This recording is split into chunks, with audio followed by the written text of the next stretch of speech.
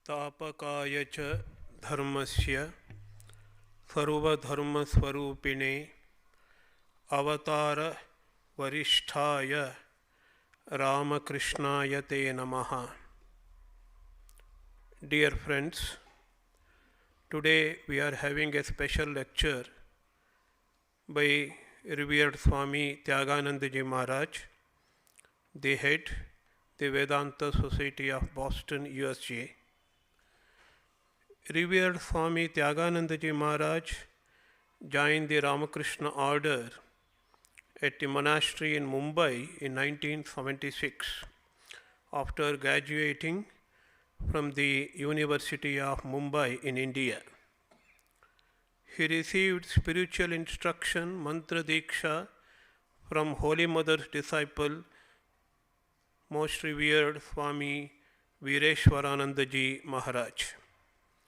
Besides Mumbai, that is from 1976 to 1980, Revered Swami Tyaganandaji served in the monasteries at Belur Mutt from 1980 to 82, New Delhi from 1980 to 83, and Chennai from 1983 to 1997, and was sent to Boston in 1998 to assist Swami Sarvagatanandaji Maharaj. He is the Hindu chaplain at Harvard and MIT since 1999, and after Swami Sarvagatanandaji's retirement in 2002, he was appointed head of the Vedanta Society in Boston. Revered Swami Tyaganandaji Maharaj was the editor of the English journal Vedanta Kesari, published from Ramakrishna Mutt, Chennai, for 11 years, that is from 1986 to 1997, and he has written, translated, and edited more than 14 books.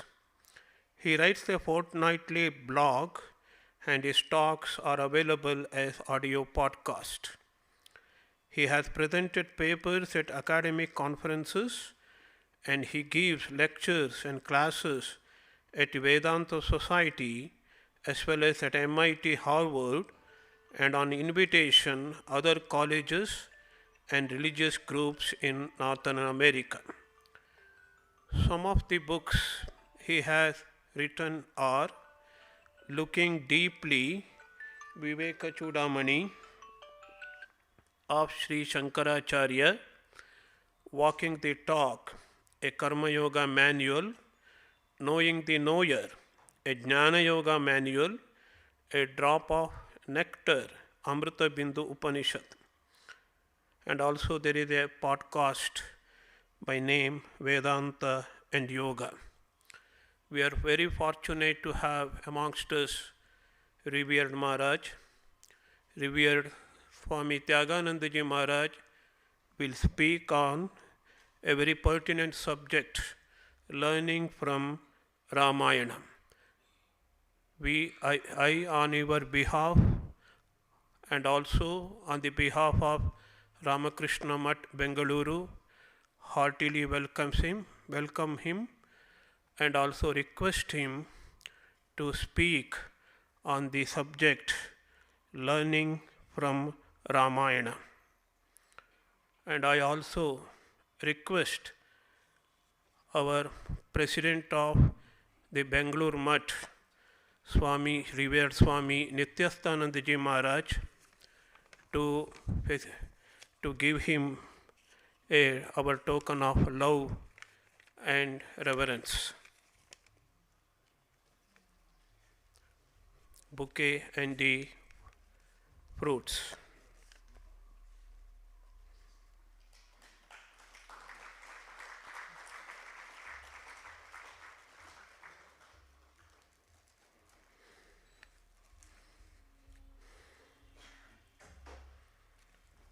Thank you.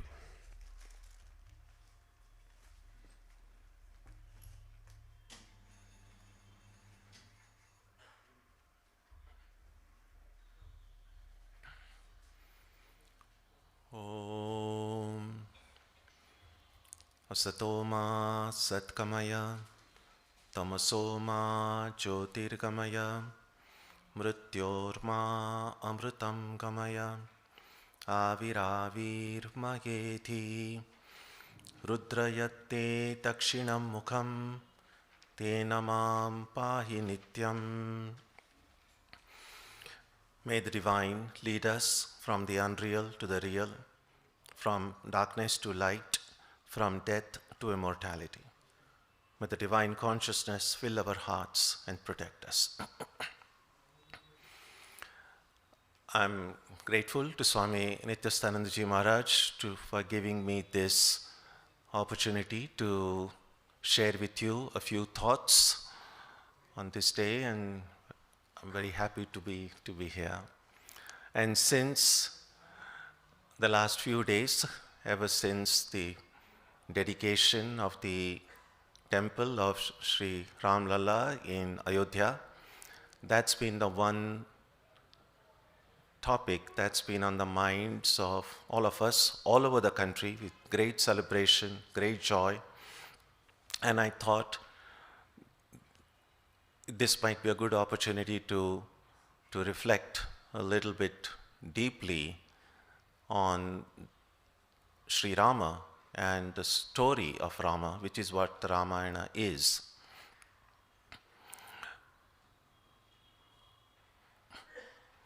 I'm sure that this great temple, many of us, the other day I met one young man who said he was there personally present at the inauguration of the temple, and I'm sure in the days and weeks and months ahead, many of us would like to go and pay our respects and have darshan of Ram Lalla in Ayodhya ourselves.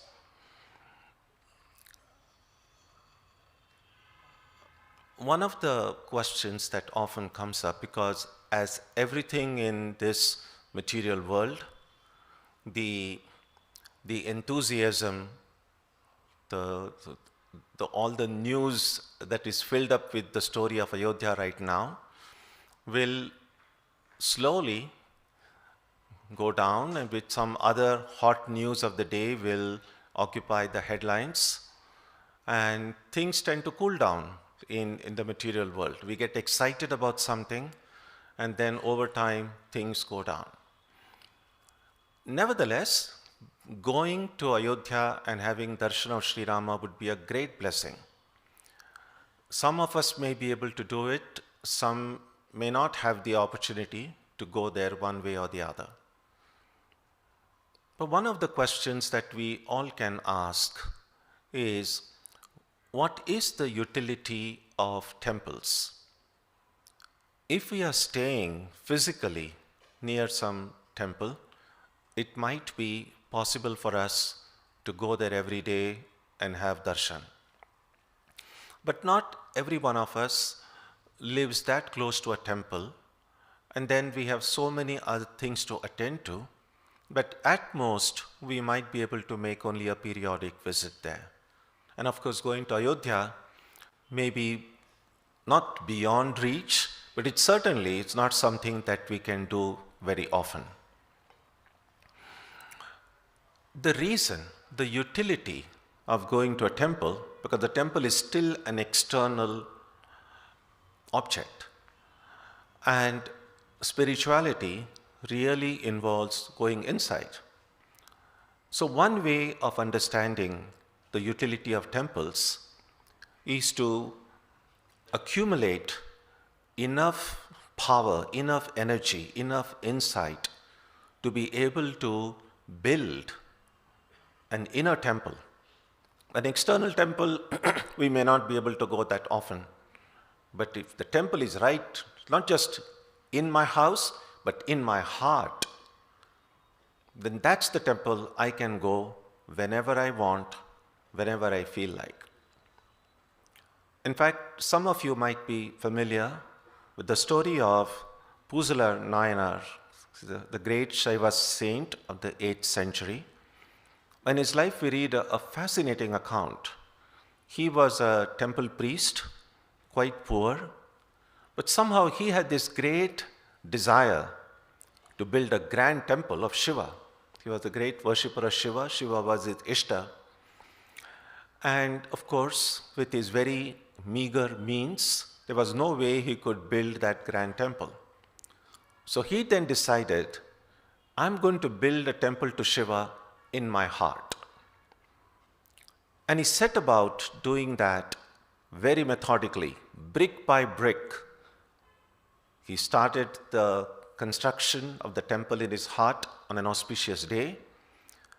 And with great patience, great love, great devotion, he started building that temple.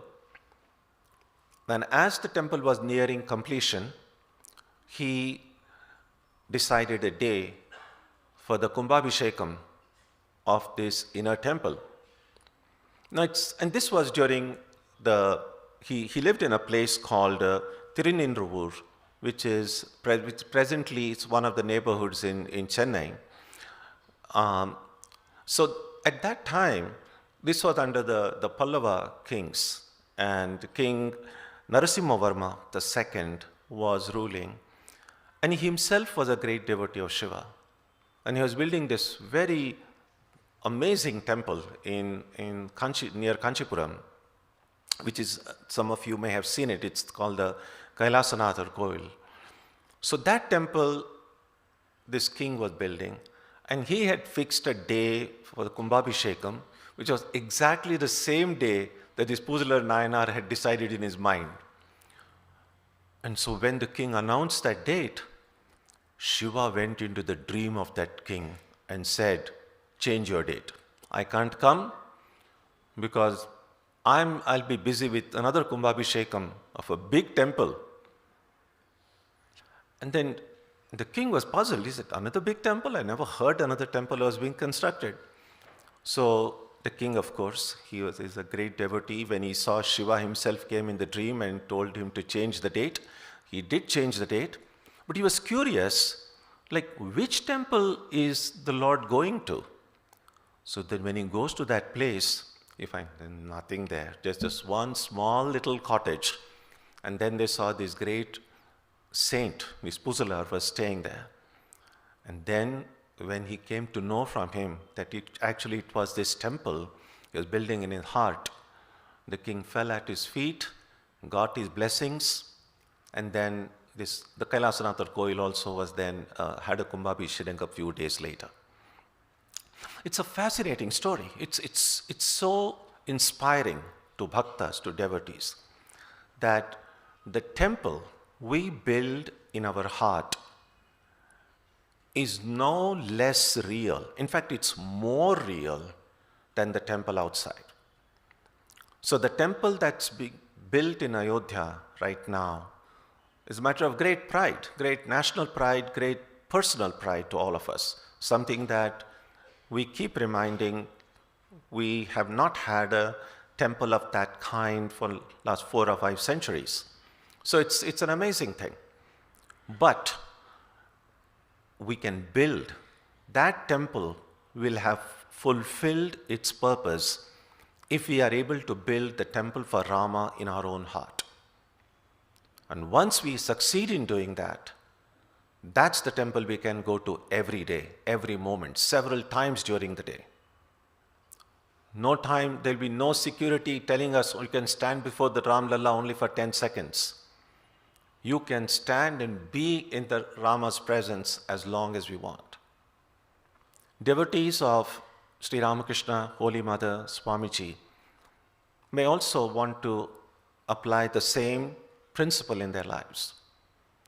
Not all of us are staying in Dakshineshwar. Not all of us are staying in Howrah, where we can visit Belur Math or visit the Dakshineshwar temple or Sri Ramakrishna's room every day.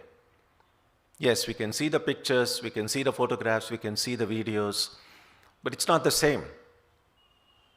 We have a chance to build a temple to Bhavatarini. We can build the room of Sri Ramakrishna inside our heart. So the next time when we are reading the Gospel of Ramakrishna, we're not simply reading a book of what happened then at that time. We can just go in Sri Ramakrishna's room in our own heart and be actually present in that all conversation that occurred. So that's one great utility of the temples. And so as we reflect on the importance of the Rama temple in Ayodhya, as devotees of Rama, we can then say, what kind of Rama will I see? What kind of Rama will I meet? What kind of Rama will I have darshan of? And a lot of that depends on what kind of Ramayana I'm reading. What do I think Ramayana is? One way of looking at Ramayana, as some people do, as a great literature. There is, of course, the Valmiki Ramayana. For those who know Sanskrit, it is an amazing piece of fascinating literature.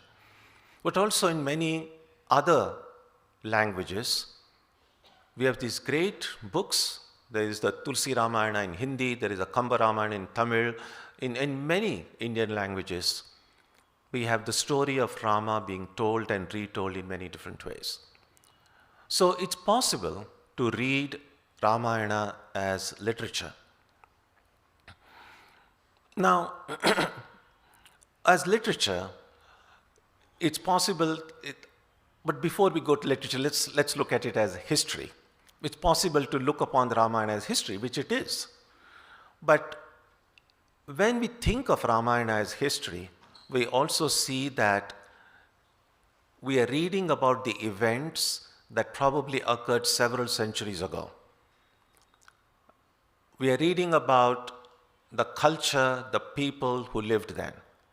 And it's a great educative experience. But nevertheless, that Rama of history is separated from us through centuries. Yes, we can still adore him, but it's something that Rama of history cannot be seen. The Rama of history is like everything in history, is dead and gone. That Rama we can't see, that Rama we can't talk to. But it can be an extremely educative experience. But Ramayana can also be seen as literature. And a literature is the creativity of the writer. And many of these great Ramayanas that I just mentioned were not written by people who just kind of cooked up images and stories in their own heads. They were written by great saints, people who were great devotees, that the Rama that they experienced in their heart, Rama was very real to them. And what they saw, what they experienced, they were able to express it in words. And to the extent that we are able to get into the spirit of those writings, we are able to experience the Rama ourselves. So, the Rama of history can be remembered as a great king, as a great person, as a great incarnation who lived long, long ago, in Treta Yuga.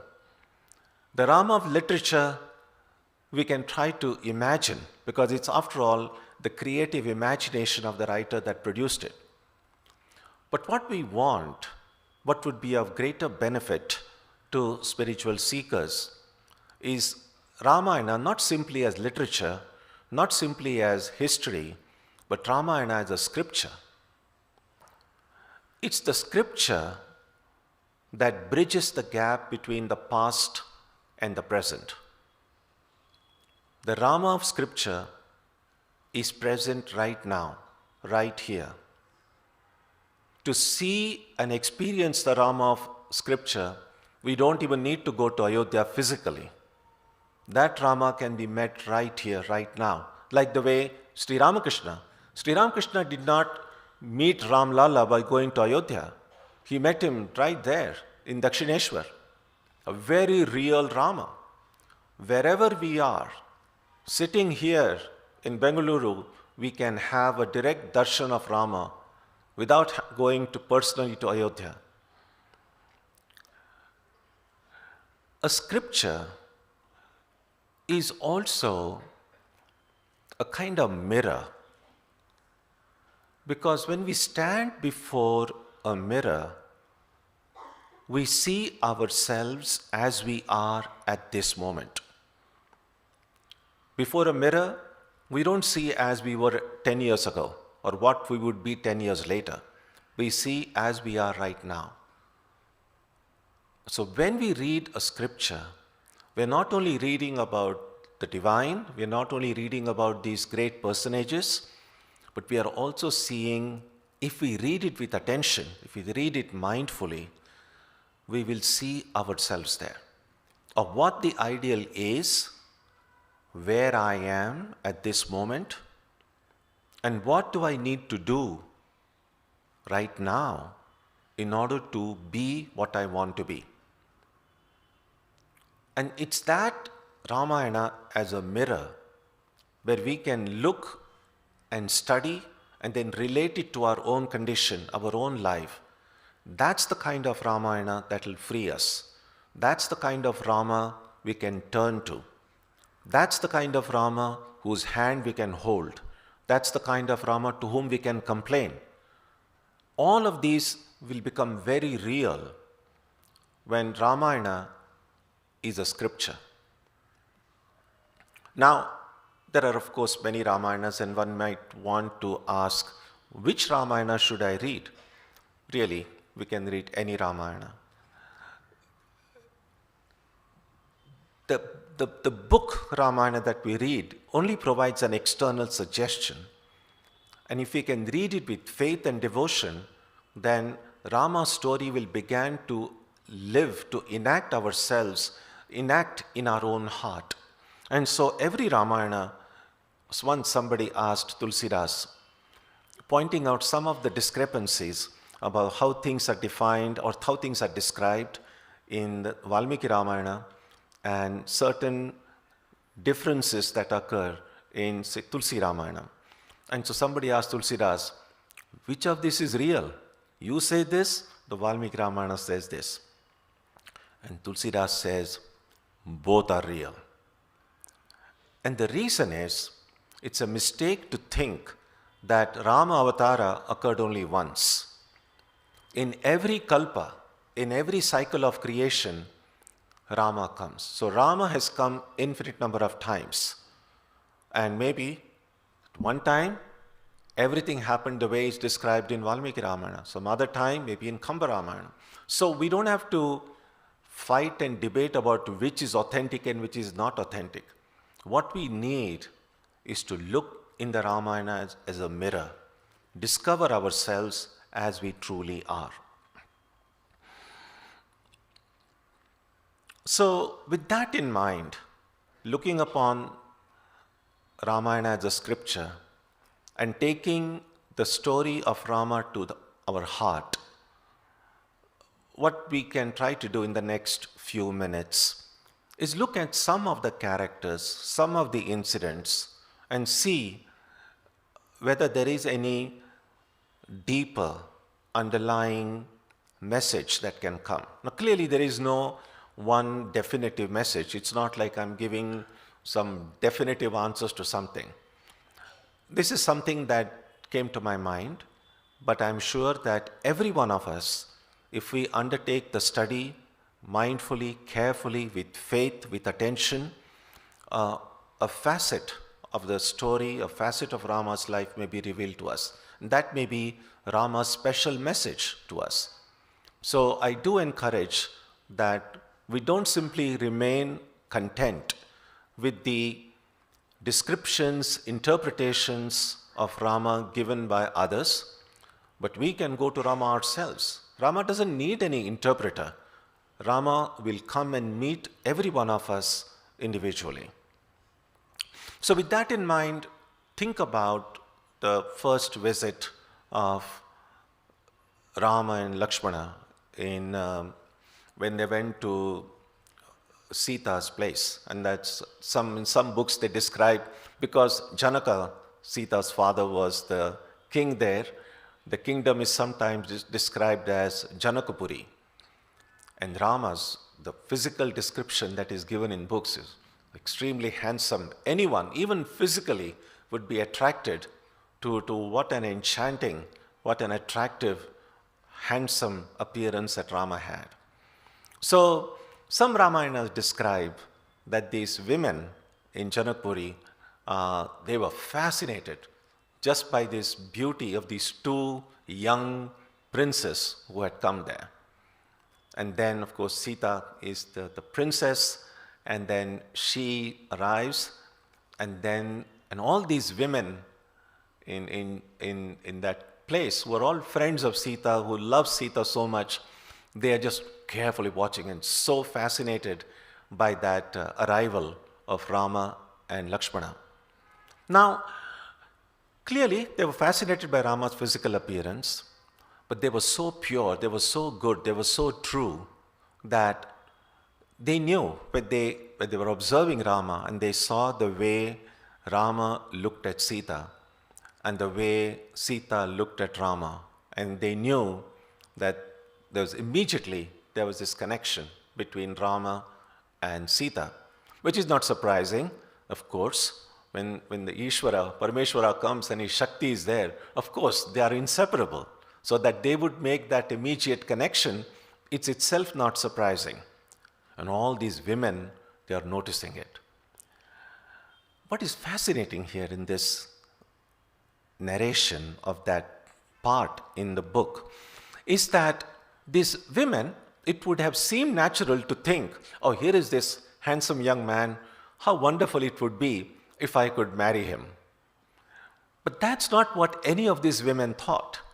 They were thinking, it will be so wonderful if Rama marries Sita. Now, what was the thinking behind it? They were in love with him, they were attracted to him, but they wanted Rama to marry Sita. And the idea was, well, now that Rama has come here, and if and when they marry, there will be more frequent visits that Rama will make to Janakpuri, and we will have the benefit of his darshan. They were wise. They knew that it's only through Sita that they can have access to Rama.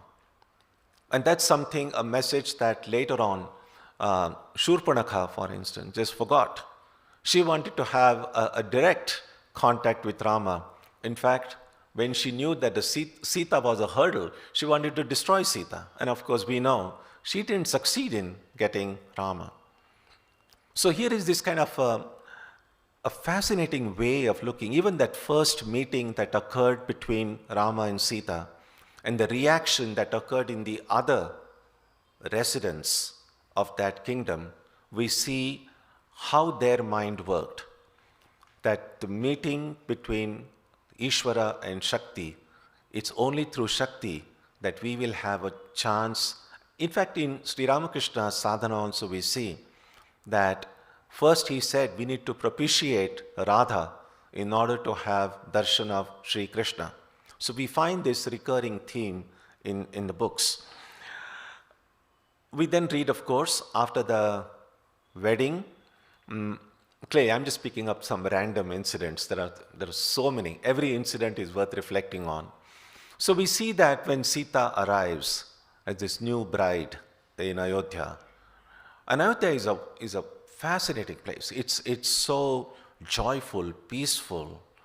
People are so happy. The books describe it as an ideal kingdom. Even when Dashratha was ruling it, we could say there was Ramarajya, although Rama had not become a king then. Everything was so wonderful. We read in the books, and Kaikeyi is kind of a villainous character. But that took time. It wasn't so in the beginning. In fact, all these three mothers, Kaushalya, Sumitra, and Kaikeyi, they loved Rama. In fact, Kaikeyi was the one, she loved Rama so much that she had on her own willfully given up the claim that the promise that she had been given at the time of her marriage. Many of you know that when Dashratha married Kaikeyi, one of the promises that he had made was Kaikeyi's son will be the next king, will be his successor. And Kaikeyi's son was Bharata. But Kaikeyi loved Rama so much, she wanted Rama to be the king. That was the extent of the love and harmony that existed in Ayodhya at that time. And of course, like any good plot in a story, we need some kind of a villainous character, and there will be plenty in every story, in our personal lives stories as well. So Mantra enters into the picture. And we know the story, so I'm not going into any details. But it's Mantra who then goes and tells Kaikeyi, poisons her mind, telling her about, look, if Rama becomes the king, then Kausalya gets all the prominence, and you will be neglected, no one will care for you, and blah, blah, blah, blah, blah. All these things. And then of course Kaikeyi goes, sits in that Kopagraha, and then she demands the two things, that Rama goes to the forest for 14 years and Bharata, her son, be made king. Let us think deeply about mantra. Mantra here is not just one evil person. Mantra is this, what we might say, she's an embodiment of the narrow-mindedness, of what Sri Ramakrishna called a depraved mind, hina buddhi. There's another one very ancient verse. It goes like this: Ayam nijaha paro va iti ganana laghu chetasam udara charitanantu vasudhaiva kutumbakam. Ayam nijaha, this person is mine. Paro va, this person is somebody else. Iti ganana, looking like this, considering like this, that these are ours, those are not ours. Making this kind of distinction, laghu chetasam, small-minded people create these walls, that this is mine, that is not mine. Then the second line says, udara charitanantu, people whose hearts have broadened, vasudhaiva kutumbakam, the whole entire world becomes one family. Now this is something that we quote very often, vasudhaiva kutumbakam.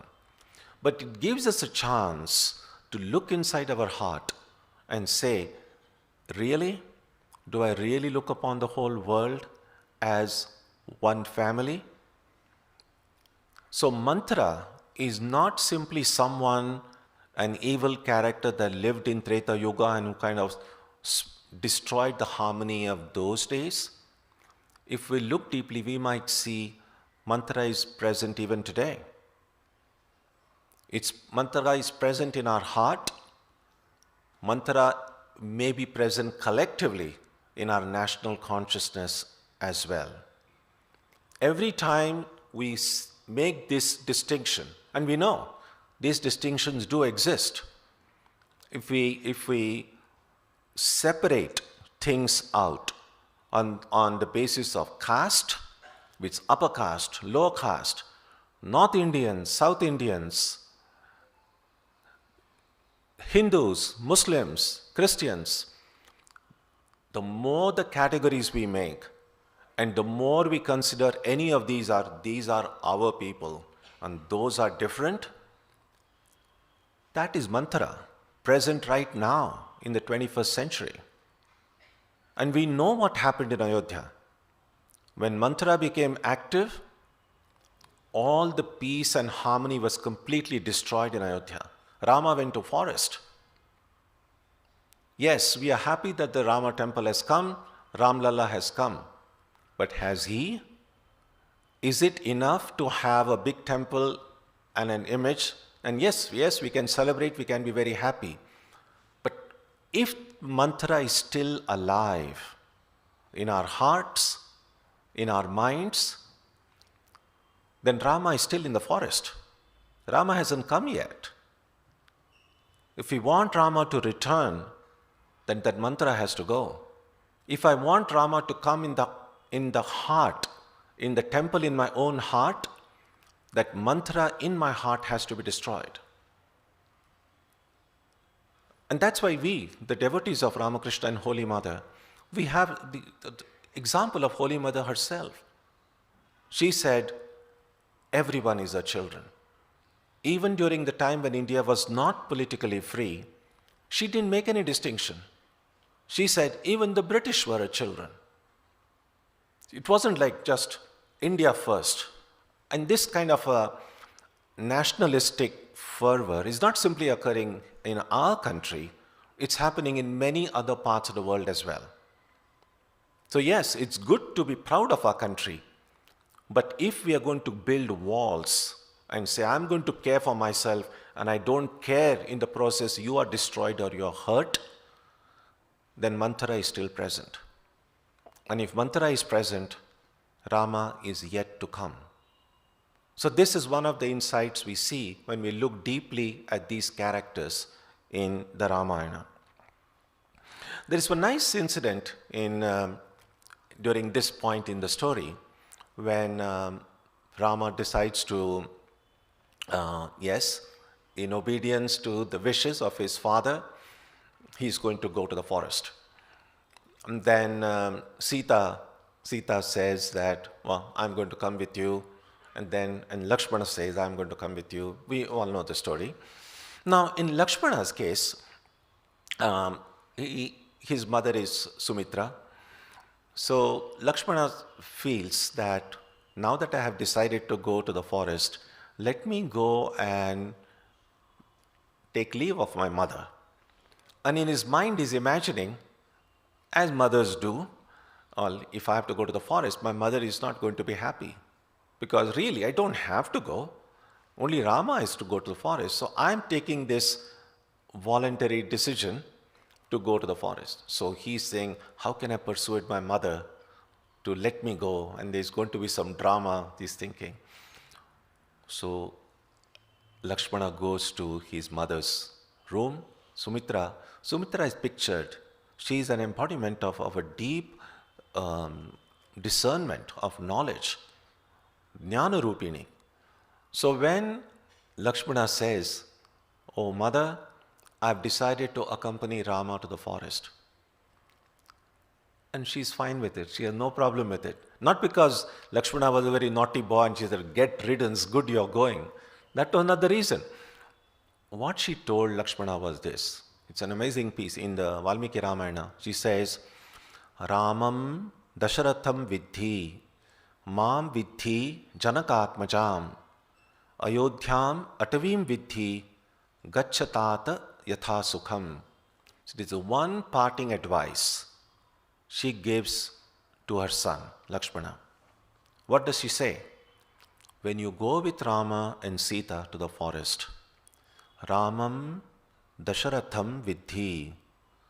Look upon Rama the way you see Dasharatha as your father. So Rama is your father. Mam Vidhi Janakatmajam. Look upon Sita as you look upon me. So Rama is your father, Sita is your mother. Ayodhyam Atavim Vidhi. Atavi is the forest. Look upon the forest as Ayodhya. Don't think you're leaving Ayodhya. You're actually going to Ayodhya. Because what is Ayodhya? Ayodhya is not a place. Ayodhya, where Rama is, that is Ayodhya. And if now Rama is going to the forest, that forest has become Ayodhya. Normally, deep forest, we think in terms of lions and tigers and wild animals there. And what Sumitra is telling Lakshmana is, Rama is going to the forest now, that forest has become Ayodhya. And this Ayodhya, which was formerly an Ayodhya, has become a forest now. Because of all these negative tendencies dominating. So when these negativities dominate our own hearts, we are already in a forest. We are not in Ayodhya. So if we want Rama to come, if we want to have darshan of Rama, then that mantra in our heart has to go away. We have to remember that yes, as Hindus we believe in Punarjanma, there is birth after birth after birth, and we know that in every birth we have a set of parents. In fact, that's something that's what was told to Bharata. When Bharata returns and he finds that his older brother has been sent away to the forest, he protests and he says he just doesn't agree, doesn't want to be the king. And then he is told, you have to follow the scriptures. Matra Devo Bhava, Pitra Devo Bhava. And so this is the wish of your father, your mother, you have to follow. And then Bharata says something very amazing. Bharata says, yes, the scriptures are true. We have to look upon father as a divine, as mother as a divine. But then Bharata says, who is my real father? Who is my real mother? Parents like Dashratha and Kaikeyi, I have had different sets of parents in every birth. But my eternal father, who is my father life after life after life, is Rama. My mother, eternal mother, is Sita. And devotees of Ramakrishna might say something similar. Yes, we have our parents at home, we love them, we respect them, we need to take care of them. But we recognize also that our eternal father is Sri Ramakrishna. Our mother, the eternal mother, who never changes, who is always there, who beyond time, beyond space, she is always available, is Holy Mother. That's the message that Sumitra gave Lakshmana. Remember this and do it. So when we look at these incidents from the Ramayana and take it to heart, we begin to see how I should live, how I should think, in order for the story of Rama to become real, to become alive in my life. It's not something, there's some ideas that I have to think in my head. It's something that must become real. When Sri Ramakrishna played with Ram Lala, it was the real Ram Lala. It wasn't just, he was just sitting and imagining it. That way, Rama and Sita, or Ramakrishna and Holy Mother, Swami Vivekananda, all these great ones, they can become real in our lives. Not simply an ideas going about in our heads. We read, of course, the next thing, they go to the forest, and then there is the abduction of Sita. Ravana comes and takes Sita away. And then a large portion of the later part of Ramayana is in search of Sita. Sita is the Divine Mother. She is the embodiment. She is the Bhakti Rupa. She is the Shanti Rupa. She is the embodiment of Bhakti, of love for God. She is the embodiment of supreme peace. So the search for Sita is a search for that supreme peace, that search for Bhakti. So in a way, that search for Sita that was enacted in the time of Ramayana is still going on. Every one of us, who doesn't want complete peace, that Shanti? Who doesn't want Bhakti? And the embodiment of Shanti and Bhakti is Sita. So the search for Sita is not simply that something that occurred in Treta Yuga. It's occurring in every yuga, and it's occurring even in our own lives. When we have found that deep peace, that deep joy, that deep devotion, deep in our heart, then we can say we have found Sita in our own hearts. Then these two characters we see, I'll very briefly touch upon them, of Sugriva and Vali. A lot is said and books are written, stories are written about the way Vali was killed, and it's seen as and considered a kind of a very controversial thing that happened in Ramayana. But when we look at Ramayana as a scripture and read it with attention, we might be able to see something very different there. I mean, choosing of Sugriva as someone who can help Rama in finding Sita itself is a little puzzling at first, because Sugriva is one character who seems so cowardly.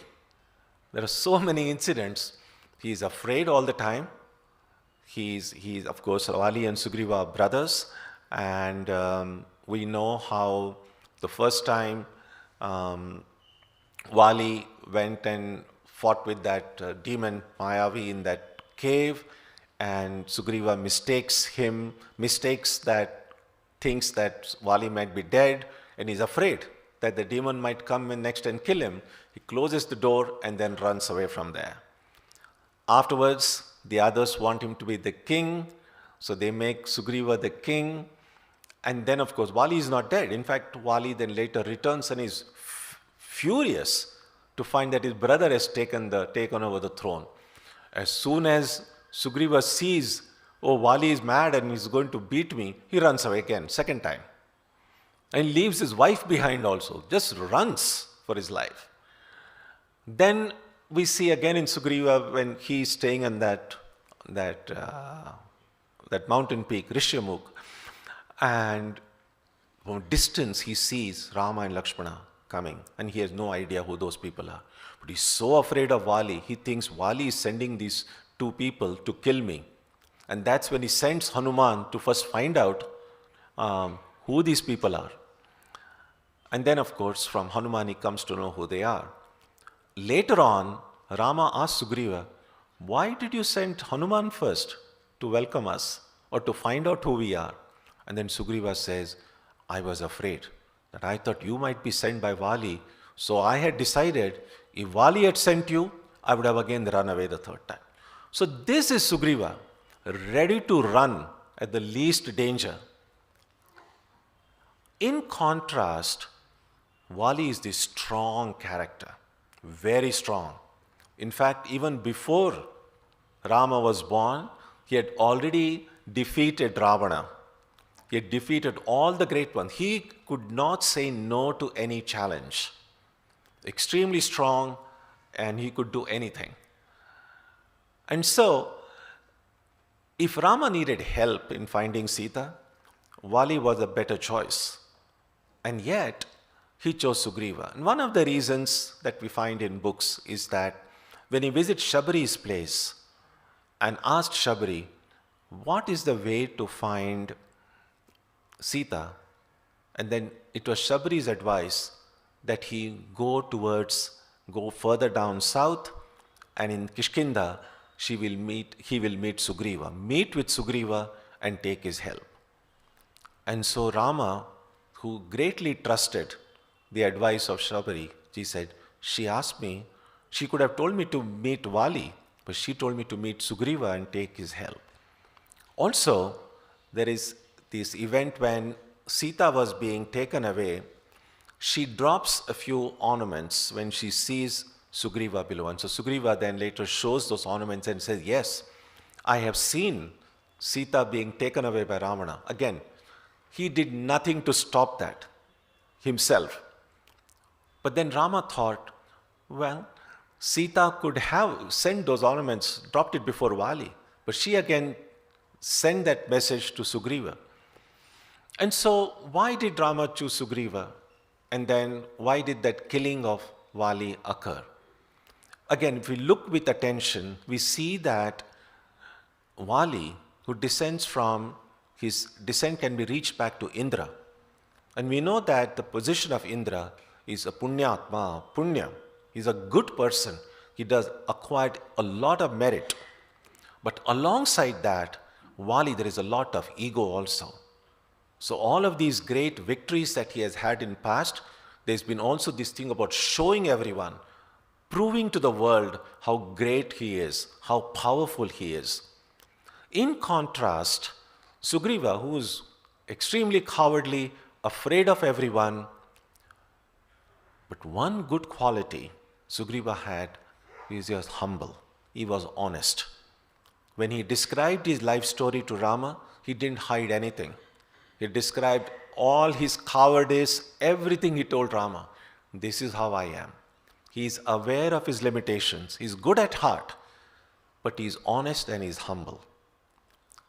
And Rama chose him because it's through ego. We can never reach Sita. We can never find Sita. We can never find peace. We can never find bhakti through ego. But through that humility, the kind of humility that Sugriva had, that kind of honesty, that kind of awareness of one's limitations. And we all do. We all do have our limitations. So the more we are able to let go of that ego. So when Rama killed Vali, in fact, he didn't kill it. He hurt him so badly. What he did was he destroyed that ego in Vali. Vali himself didn't recognize it immediately. He was furious the way he was hurt. Rama hiding behind a tree and sending an arrow at him. And he says all kinds of things to Rama in that anger. And Rama just listens with a smile and gratefully. Because a lot of criticism that Vali makes is genuine. But then all of that criticism is coming through this point of ego. And then once that veil of ego falls from his heart, he realizes what he's saying, to whom he's saying. And Vali then falls at Rama's feet and seeks forgiveness and thanks him, grateful to him, because what could be a greater fortune than meeting one's end in the hands of Rama himself? And Rama doesn't want him to die, but Vali says, I will continue, I'll help you in your search for Sita, but not in this body. I will do it through his son, which is Angada. So when we look at this event, the role that Sugriva and Vali play, again, it's not about some historical characters that happen in Treta Yuga.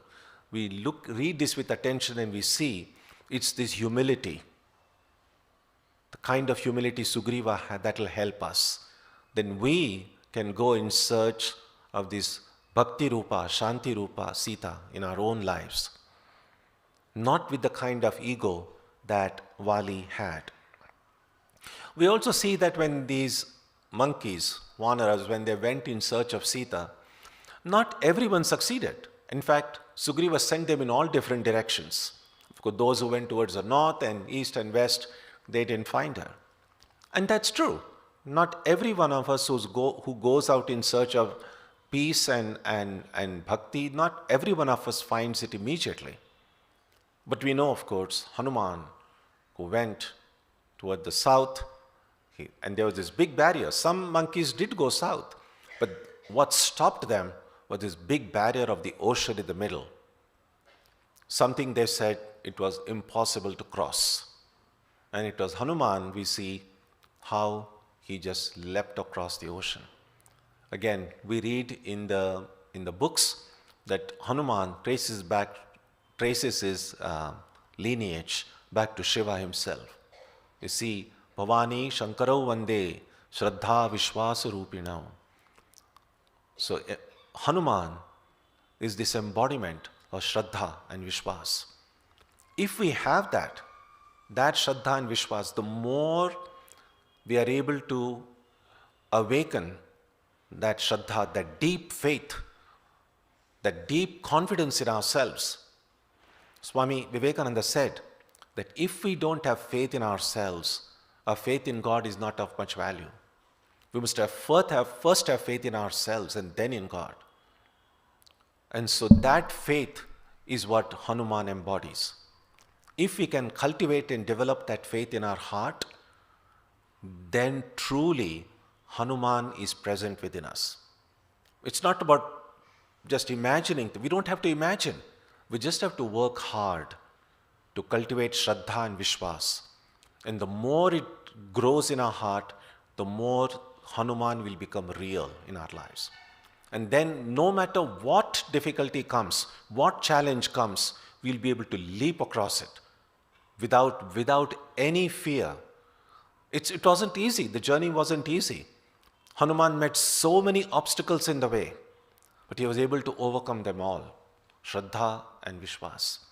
So again, reading the Ramayana with attention, with mindfulness, connecting it with our own lives, seeing where we are now and what we should do. Each of these characters, each of these people that we meet in the Ramayana begins to have a message for us. We see that when Ravana was creating a havoc, but today, in today's language, we might think of him as a kind of a terrorist. Everyone was terrorized by him, and people are afraid. And then we read that the earth, the goddess earth, the Prithvi itself was worried. How can I sustain so much evil? All the rishis and munis were worried. And of course, these devas in these residents of the celestial spheres, they were afraid as well. So all of these three then go to Mahavishnu and then say, do something. There's so much, this Ravana is creating havoc there. And then he says, don't worry. All the arrangements have already been done. These two, Aditi and I believe Kashyap or Bharadwaj, they have already taken birth in the form of Dashratha and Kaushalya. And I will be born as their son. And as soon as that promise was given,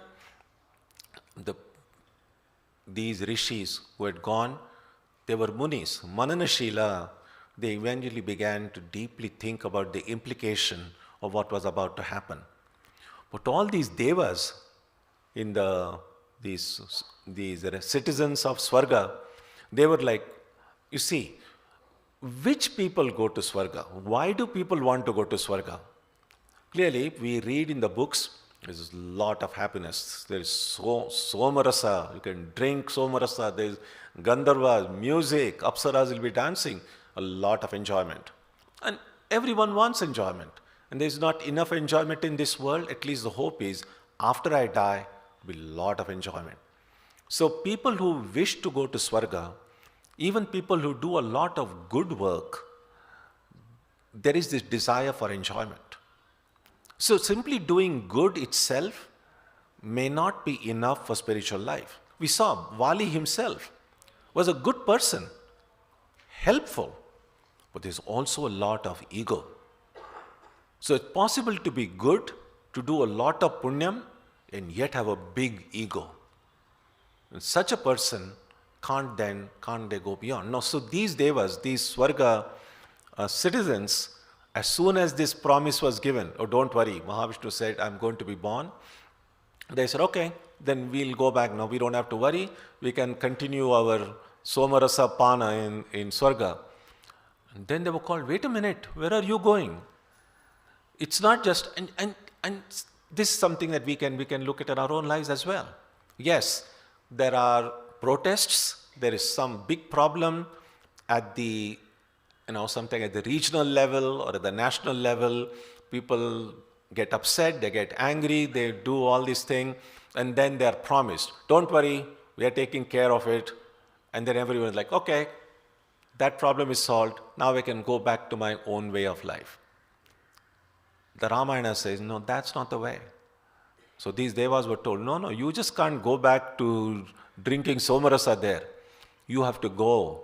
And so we read that these devas then took birth as these became a part of the Vanar Sena. And so we have to also look at our own lives.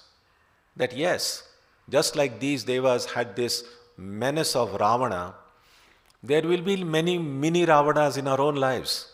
Maybe your boss at your workplace, or some troublesome neighbor. A little bit of Ravana is present in our own heart as well.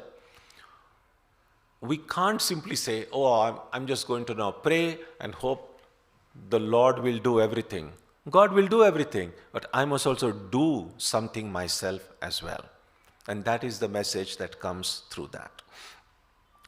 There is this one incident that occurs in some stories of Rama, which is fascinating, which is lovely.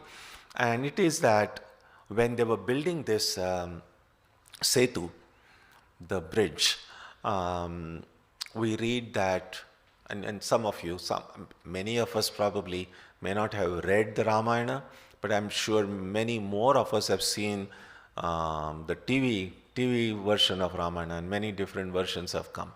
And so we see, in whichever form that you have taken Ramayana in, these Vanaras say, Jai Shri Ram, and take these huge rocks and they'll put it in the ocean. And such is the power of Rama's name that these big rocks floated on water. Sometimes it is said that Hanuman just took the name of Rama and could jump across the ocean. Well, Rama himself had to build a bridge. So sometimes to highlight the power of God's name, said God's name is even more powerful than God. So when Rama saw that these Vanaras were throwing these stones and the stones were floating, Rama himself was surprised. He was just defying all laws of physics. How could stones float? And so Rama wanted to test it. It's like just saying Jai Shri Ram, the stones can float. So he was feeling a little shy to do it in front of others. So he goes to a kind of a remote part of the beach, takes a small little stone in his hand, and then so no one is looking. Rama himself says, Jai Shri Ram, and drops the stone. And the stone sinks. And Rama is so sad. He says, these Vanaras have a greater faith in my name than I do. The power of their faith is such that these rocks are floating.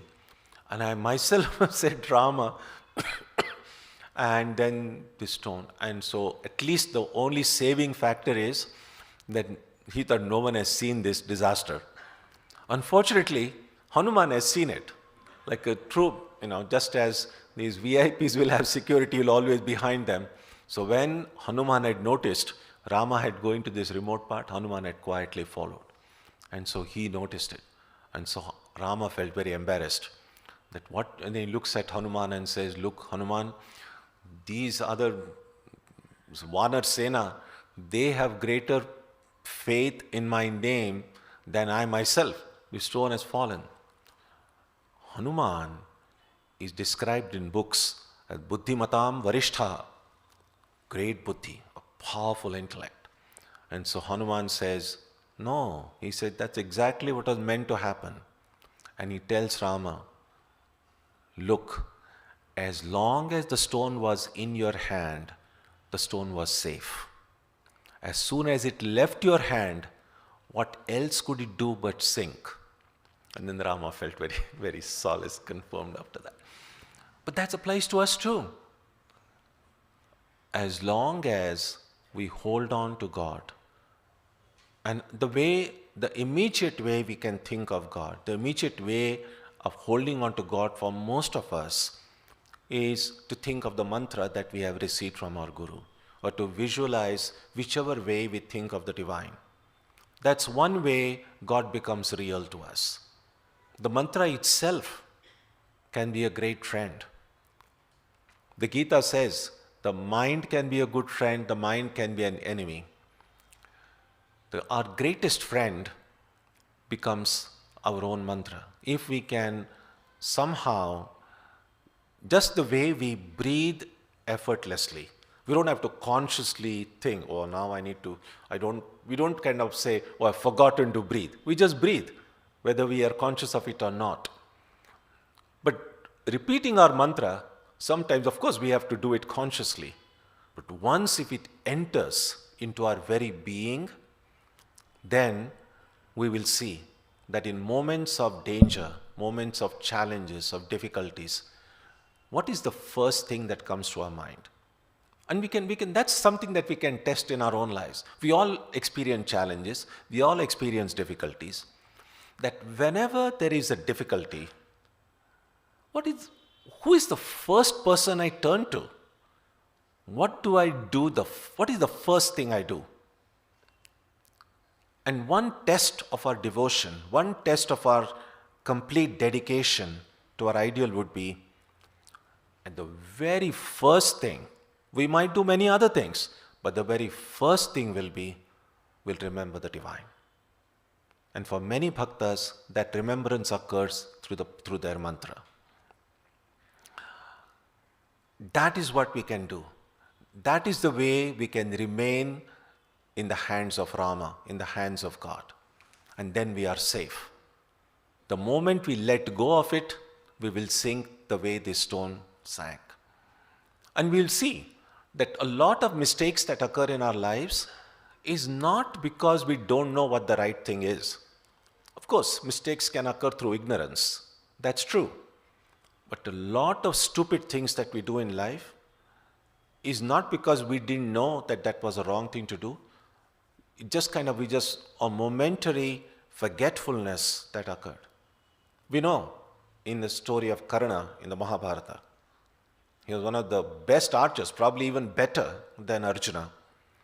But the moment, the exact time when he needed that knowledge most, that was the time Karna forgot it. We are all kind of little bit like Karnas. We know what is the right thing to do, but when the moment of test comes, that's the moment we forget it. And that's the moment we make a mistake.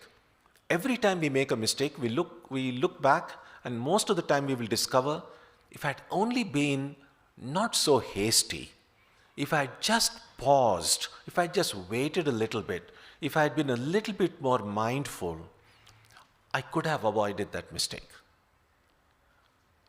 And so that is the message that comes. So we should make a best effort to hold on to Rama's hand. And Sri Ramakrishna says, yes, if we hold on to a child hold on to the father's hand, sometimes the child may let go. But if the father holds the hands of the child, then the child is completely secure. Now, as it happens, Rama is already holding our hands. But because of our ignorance, we don't see it, we don't feel it, we don't realize it. And therefore, we make our own feeble efforts to try to hold Rama. But through purity of heart, we will realize that all along, Rama has already held our hands. And finally, one last incident I will mention before closing. And that is the relationship between Purushakara and grace. How much of what we do, how much effort is needed in life, and how much can be attained through grace? And there's books and volumes have been written on this subject. And there is no one quick, easy answer.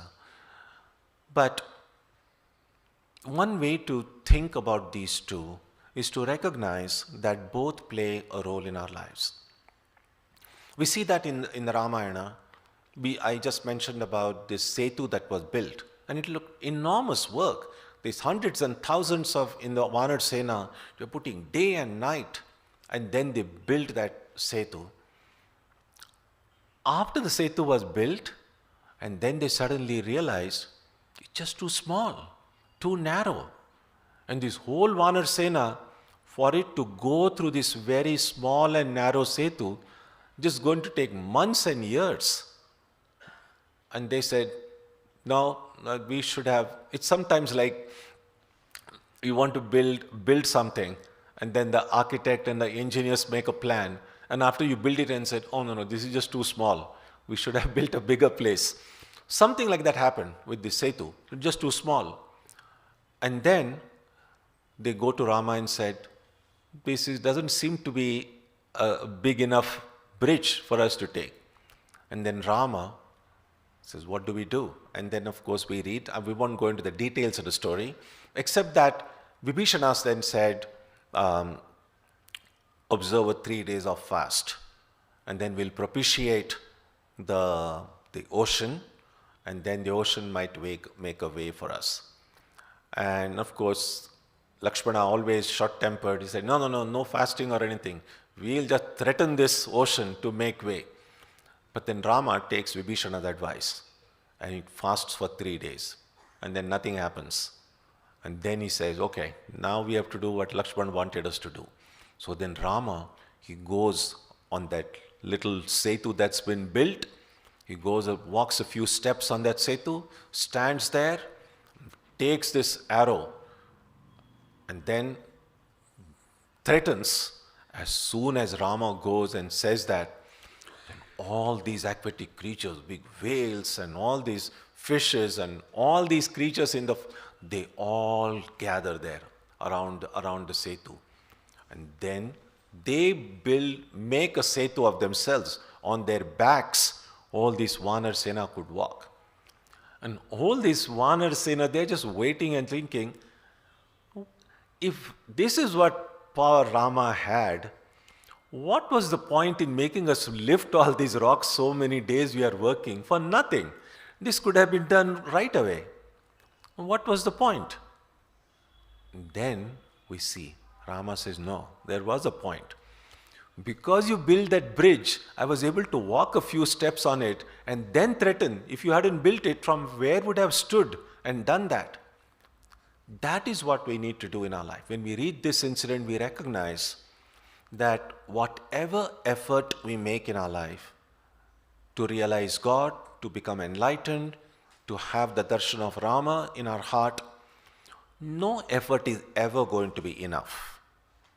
It's never going to be enough. But we need to build that little bridge, that small little bridge, maybe very weak, maybe small, may not be sufficient. But when that happens, then it's through Rama's grace that bridge will become wider. And then we can walk across this Bhavasagara to reach the goal. So many such insights come to us. There are hundreds. I've just barely referred to just a handful. So what I would encourage that we all can do, whatever copy of Ramayana you might have with you at home, even if you have read it many times before, make an effort to just don't read too much at a time. Read a little bit and then connect it. When does study become a swadhyaya? When there's adhyayana, that reading is connected with swa, connected with our own life. If we don't make that connection, then whatever we study will become simply some intellectual stuff with which you can speak very eloquently, you can discuss it and impress your friends, but it may not necessarily change our lives. And so what we want is not just reading, but reading, pausing, seeing that book as a mirror, looking our own reflection in the story. See what insights come, what are the kind of strengths I already have, what are the kind of weaknesses I have. If we can truly identify our strengths and our weaknesses, then making decisions in life becomes much easier. Because all that we need to do is preserve our strengths and try to eliminate our weaknesses one by one. But we need that kind of an objective assessment of where we stand. You might have heard about the story about a person had to do a psychology test because the person thought that he was suffering from an inferiority complex. So they said they ran through some tests and the test results came and he asked, "What do the results say?" And then the doctor says, "I have good news for you. And that is, you are not suffering from inferiority complex, you are inferior." Well, that's a good knowledge to have. So, yes, we all have some strengths, we all have some weaknesses. But to correctly identify what our strengths are, what our weaknesses are, then going forward, making choices in life becomes easier. Whatever in my life will help to remove my weakness or preserve my strength, I should say yes to it. Whatever might increase my weakness, I should say no to it. Swami Vivekananda put it differently, which amounts to the same, that anything in life that will make me strong, make me more unselfish, that is my duty. Anything that makes me weaker, anything that makes me more selfish, I should say no to it. So that is what we can do. That I hope and pray that we all might have a chance to go and visit the new temple in Ayodhya and have Rama's darshan. But simultaneously, that darshan of Rama that we might have there in a physical form, in the vigraha, the murti that's there, Rama is much more real than the murti. When Sri Ramakrishna worshipped in the Bhavatarini temple, you and I, many of us have gone there. What we see is this beautiful image of the Divine Mother. But when Sri Ramakrishna saw, he didn't see that image. He saw a living, breathing Devi. That is what we want to see. Yes, a beautiful murti of Ram Lalla in Ayodhya. What we want is a real Rama. And in order for that Rama to be real, always accessible, deep in our hearts, where we don't have to go anywhere to meet Rama, we have to read and learn from Ramayana, with mindfulness, with attention, with care, with faith. And same is true to meet with real Ramakrishna, the living Holy Mother, the living Swami Vivekananda. Yes, books can be helpful, temples can be helpful, festivals can be helpful, but ultimately, what will free us, what will give us that strength, what will hold our hands and take us to that ultimate goal is the living reality of Sri Ramakrishna in our hearts.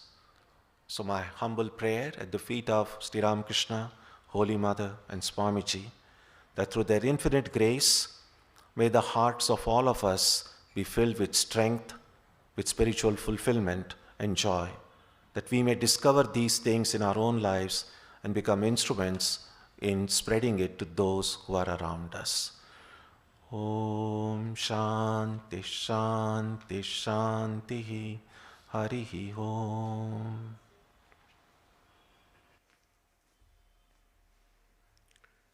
Dear friends, we have a wonderful temple in Ayodhya, Rama's temple. But today, Revered Tyaganandaji Maharaj taught us a great lesson how to build a spiritual temple with real Rama in it, that is in our own heart.